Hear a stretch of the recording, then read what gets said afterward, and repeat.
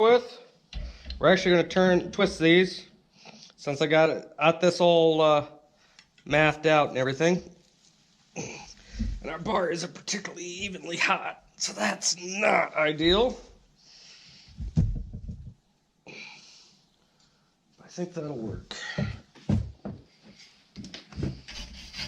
It's gonna sit on the back of the back wall anyway, so it ain't gonna be too particularly standoutish.